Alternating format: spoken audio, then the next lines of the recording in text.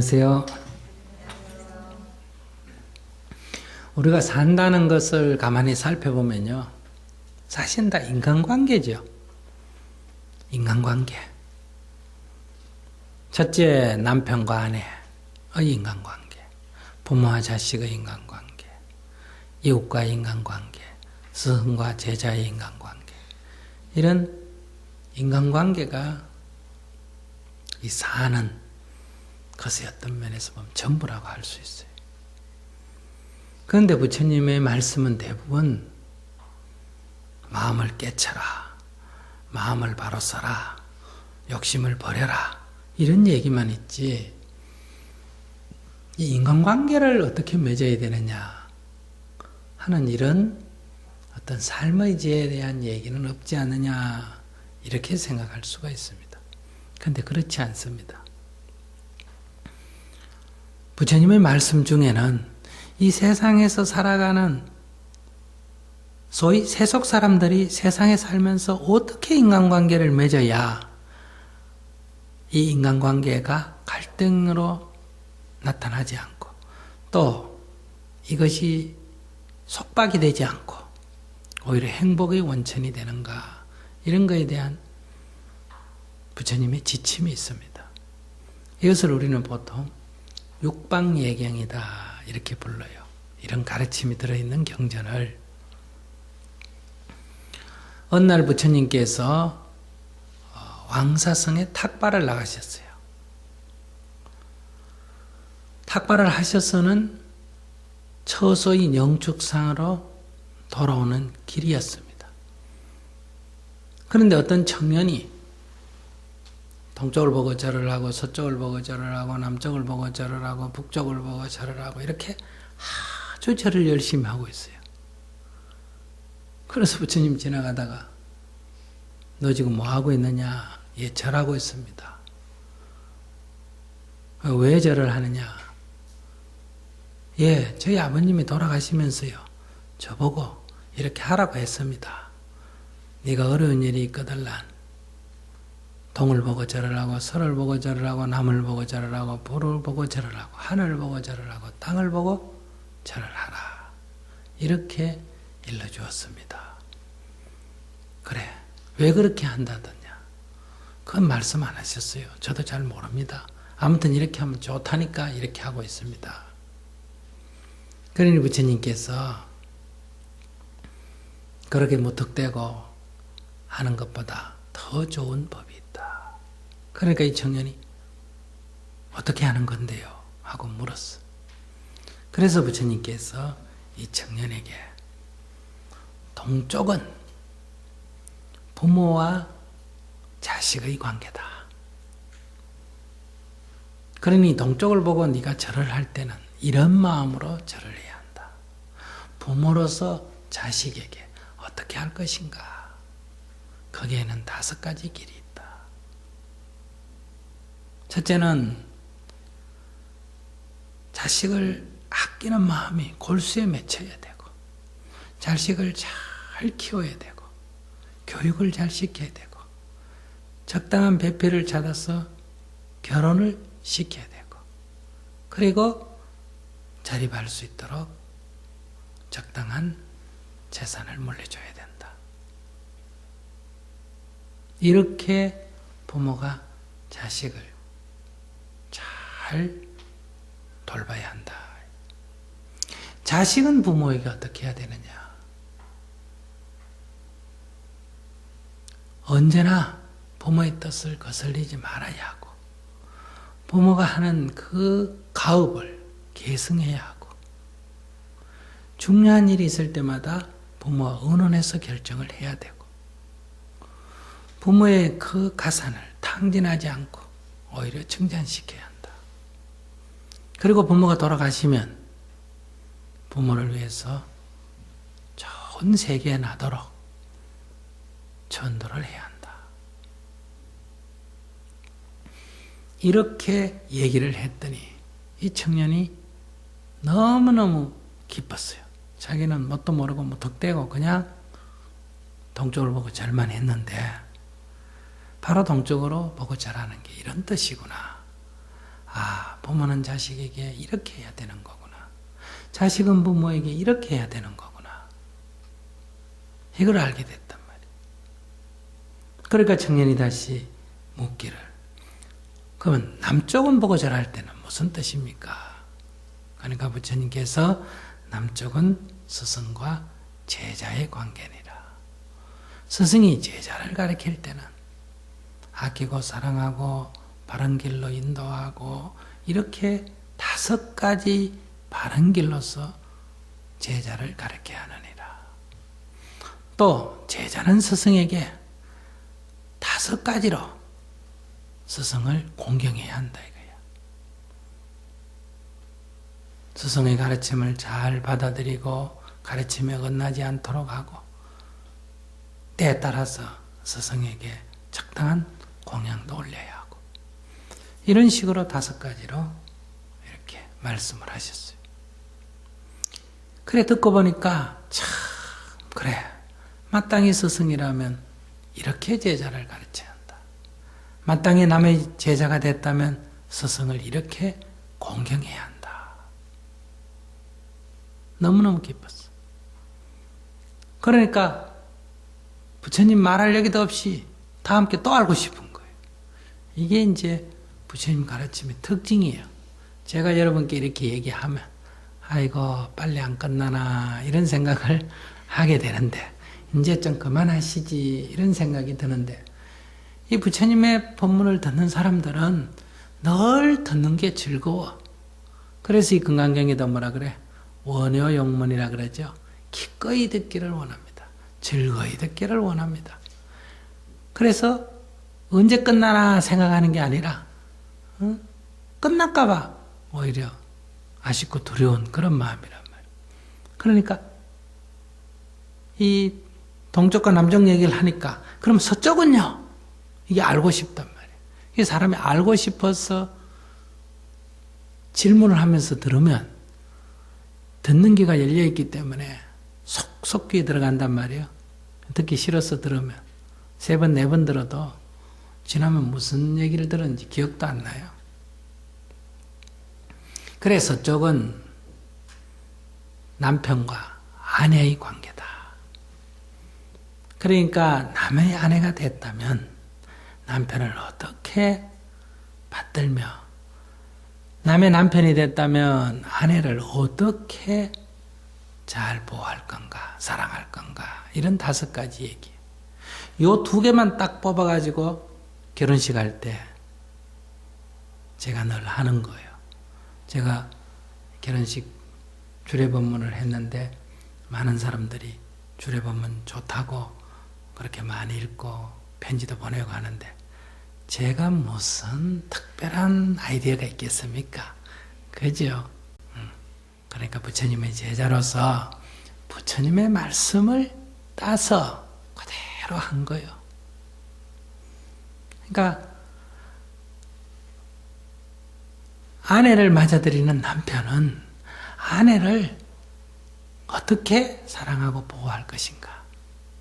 그 사랑한다는 말이 중요한 게 아니라 그를 우선 가정생활이 경제적으로 안정되게 보살펴야 하겠죠. 거기 보면 그 당시에 풍속이 그랬는지 때때로 선물을 잘해야 된다는 것도 있습니다. 여러분들 동의하세요? 눈치를 잘 살펴서 뭐 결혼 5주년이다 10주년이다 이런 것도 있을 거고 그러니까 때를 딱 따져서 선물도 적당하게 할 줄 아는 이 부처님이 이런 세상살이를 잘 알으셨나 봐요. 그래서 10대 명호 가운데 뭐가 있어요? 세간에 세상을 다 안다 이런 말이 있단 말이에요. 그리고 가사일에 대해서는 아마 그 당시에 견주어서 말한 거 아니겠어요? 그죠? 가사일에 대해서는 남자가 시시콜콜 간섭하지 말고 아내에게 맡겨야 된다. 이런 것도 나와요. 그리고 적어도 이렇게 먹고 살고 하는 이런 것들에 대해서는 어때요? 걱정을 안 하도록 해야 된다. 이런 얘기도 나오고. 그렇게 해서 아내를 잘 돌봐야 된다는 거. 거기에 하나 가운데 특이한 건 요즘 들어도 좋은 말은 뭘까? 아내를 존중해야 된다는 거예요. 아내를.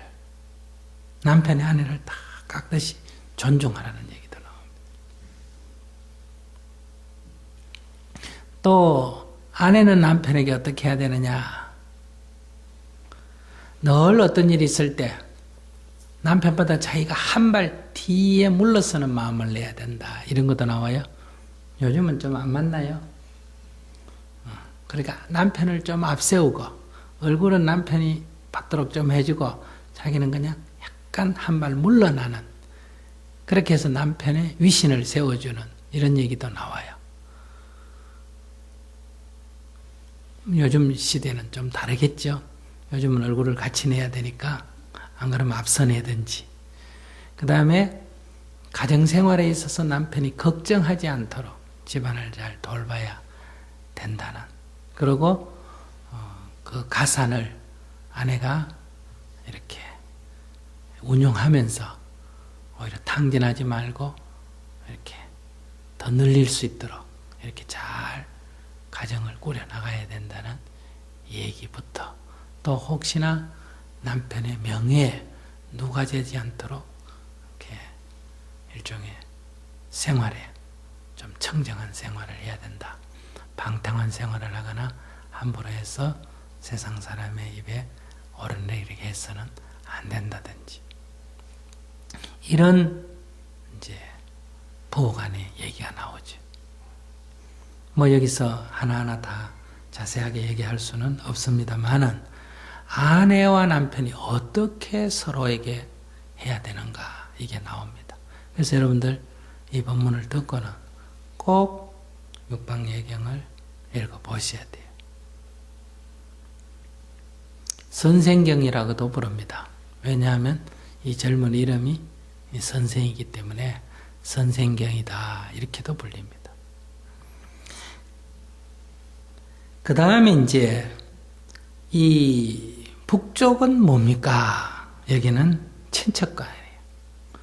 그러니까 친진한 친척 간의 상호 어떻게 해야 되느냐, 여기에 대해서 얘기가 나오죠. 이 부모 자식 간의 얘기 가운데서 이제 결혼하고 관계되는 거는 어떤 겁니까? 첫째가 부부 간이죠. 동시에 결혼은 부모 자식 간의 관계도 됩니다. 그러니까 지금까지는 나를 낳아준 분만 내 부모인데 결혼을 함으로 해서 상대편의 부모도 내 부모가 되죠. 그러지 않습니까? 그죠? 그러니까 이 새로운 부모, 즉 시부모라든지 또는 장인 장모라든지 이 부모들도 바로 내 부모처럼 받아들여야 되는 거예요. 결혼을 하게 되면. 또 결혼을 하게 되면 자식을 낳게 되죠. 그럴 때 내가 자식을 낳을 때는 자식을 잉태할 때가 굉장히 중요한 거예요. 정말 자식을 하나의 소중한 생명으로 생각한다면 그 생명이 처음 잉태할 때 아주 좋은 잉태를 하게 하려면 아기를 가질 때 내 마음이 청결해야 됩니다. 그래서 아기를 갖는 사람 반드시 백일 기도를 하고 아기를 갖는 게 좋다, 이런 얘기. 요즘 뭐 그런 거 없죠. 그저 좋아가지고 뭐 지극끼리 그냥 시뚝배뚝 하다가 그냥 애가 생기는 이런 것보다는 좀, 우리가 물건을 하나 살 때도 얼마나 가서 살펴보고 정성 들여서 삽니까? 그죠? 근데 하물며 이 소중한 생명을 하나 잉태하는데 좀 정성을 들이는 게 좋다는 거예요. 그리고 아기가 뱃속에 있을 때는 이 아기의 그 육신은 내가 먹은 음식이 그대로 아이의 육신이 되지 않습니까? 그러니까 이 청결한 음식을 먹어야 돼요. 탁한 음식을 먹으면 안 된다는 거예요. 술이라든지 담배라든지 이런 것은 더더욱 큰 타격을 주는 겁니다. 그래서 아기를 가진 엄마는 음식을 삼가야 되고, 두 번째 아이의 마음은 엄마의 마음을 그대로 닮아서 형성이 된다. 우리가 화가 나고 짜증이 나고 초조하고 불안하면 자기 위도 소화가 잘 안 되지 않습니까? 그죠? 고장나지 않습니까? 그렇기 때문에 아기는 엄마와 한 몸이기 때문에 만약에 이렇게 정신적으로 불안하고 초조하고 미워하고 원망하고 괴로워하고 이러면 아이의 상태가 아주 나빠집니다. 아이가 선천적인 불안증에 걸리게 돼요. 그러니까 이걸 태교라 그러죠. 아이가 뱃속에 있을 때 엄마는 아이가 편안하도록 해야 할 의무가 있다 이 말이에요. 그러니까 어떻게 태교를 해야 되는가? 마야 부인, 부처님 어머니가 부처님을 뵀을 때는 그 마음가짐이 이렇게 바뀌었다 그러잖아요. 사자와 토끼가 함께 뛰놀고 뱀과 개구리가 같이 뛰놀았다. 그 말이 무슨 뜻일까? 마음속에 누구를 미워하거나 살심이라도 이런 게 하나도 없었다. 마음이 평화롭고 자비했다. 이런 뜻이죠. 그리고 안전뱅이가 일어나고 봉사가 눈을 뜨고 벙어리가 말을 하고 이렇게 표현한 것은 그 엄마의 마음이 아주 맑고 가볍고 밝았다는 얘기. 이렇게 함으로 해서 아이에게 좋은 영향을 주게 된다. 그러니까 좋은 인연을 맺게 되고 또 이 잉태를 시켜서 이게 키울 때 싹을 틔울 때 아주 잘 싹을 틔운다 이런 얘기죠.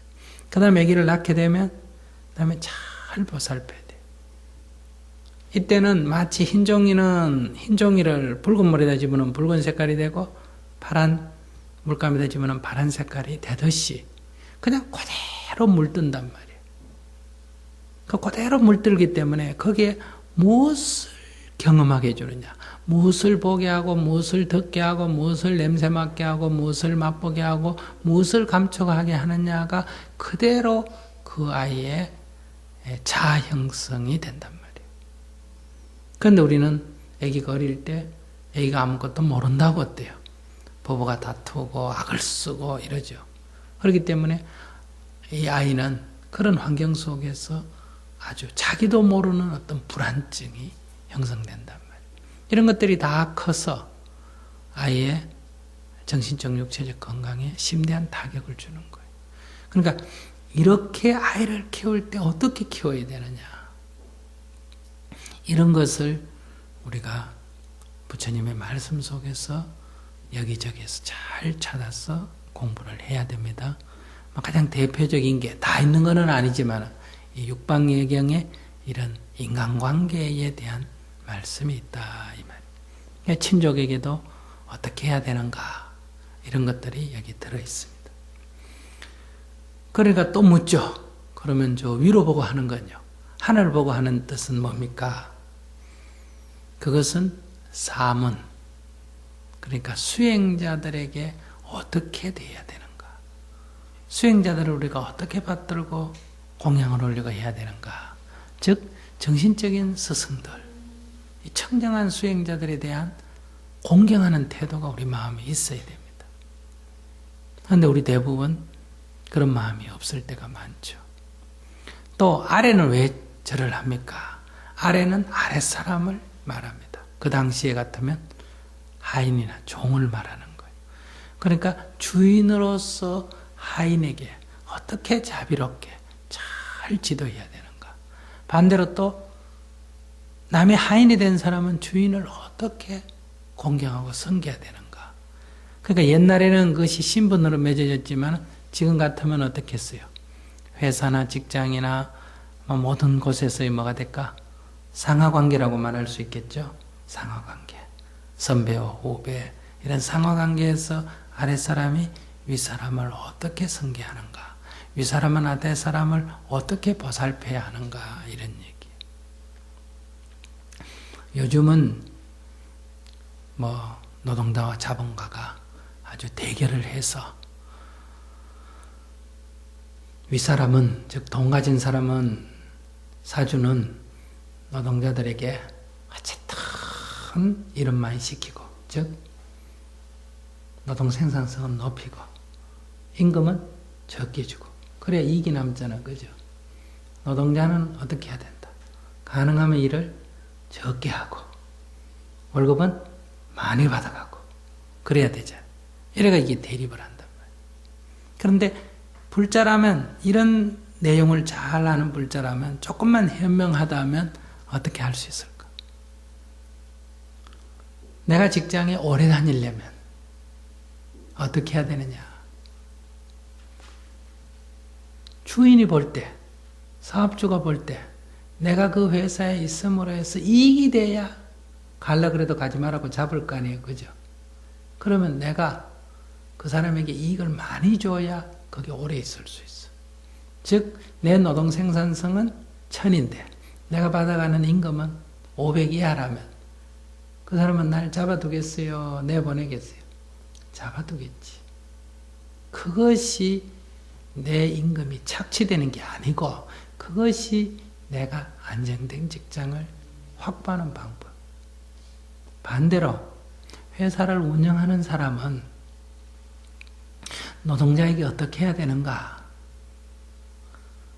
그 사람이 딴 회사 가면 500을 받을 사람인데 내가 700을 주면 어떻게 될까? 가라 그래도 안 가겠죠. 그러니 직원을 어때요? 오래도록 안정되게 간직하는 법 아니겠어요? 그러니까 이익되게 해주는 게 사실은 자신에게 이롭다는 거예요.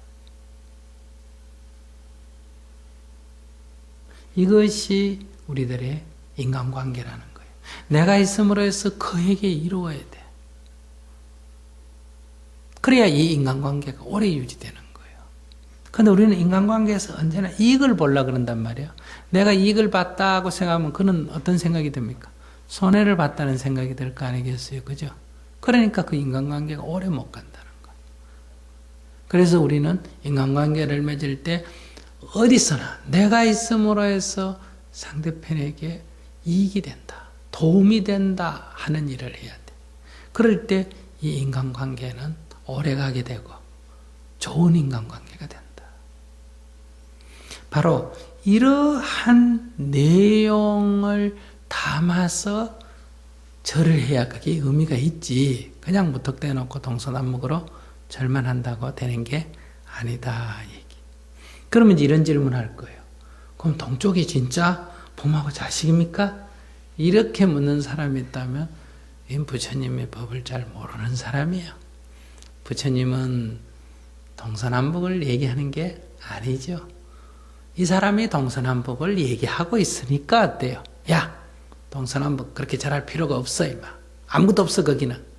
이렇게 얘기하면 그 사람이 상처를 입잖아. 그럼 당신은 뭔데? 이렇게 된단 말이에요. 그러니까 부처님은 언제나 가능하면 껍질은 그냥 둡니다. 내용만 바꿔치기 해요. 그 사람이 동쪽으로 절하면 그 동쪽으로 절하는 건 놔두되 그 절하는 의미를 바꿔버린다. 즉 마음의 자세를 바꿔주는 거예요. 그렇기 때문에 불교는 이러한 형식을 갖고 다투지 않게 된다. 그래서 불교가 이 다른 문화권으로 전래되면서도 이 문화적인 충돌을 적게 합니다. 한국에 왔는데 제사를 지낸다. 그러면 제사는 안 돼. 이렇게 안 한단 말이에요. 제사를 지내는 건 그냥 두되 그 제사를 지내는 내용을 어때요? 바꿔버리는 거예요. 그래서 우리가 불교에서의 제는 귀신한테 뭘 준다 하는 제사가 아니고 베풀 제자를 쓰죠. 베푼다. 널리 베풀므로 해서 그 영가에게 공덕이 된다. 이렇게 내용을 바꿔버린단 말이에요. 이런 데서 부처님께서는 길 가다가 한 젊은이가 어리석게 아무 뜻도 모르고 이렇게 절을 하고 있을 때 형식은 그냥 두고 내용을 잘 이렇게 바꾸어서 이 세상을 살면서 인간관계를 어떻게 잘 만들어 나갈 건가 이런 가르침을 폈어요. 그래서 이 경전을 꼭 읽어보시고 우리가 세상을 살아가는 우리 주변 인간관계를 어떻게 할 것인가 이런 데 좋은 해답을 얻기를 바랍니다.